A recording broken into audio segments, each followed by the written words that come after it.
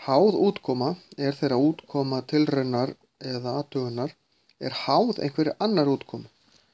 Við skulum skoða dæmi. Við getum verið með poka þar sem eru 3 kúlur, 1 hvít og 2 glærar.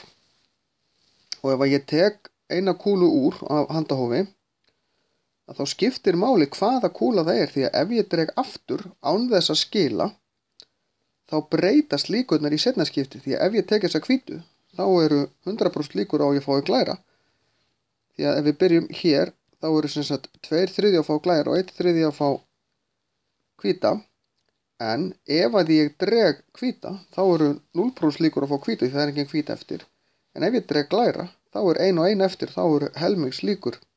Þannig að seinni útkoman er háð fyrir útkomunni.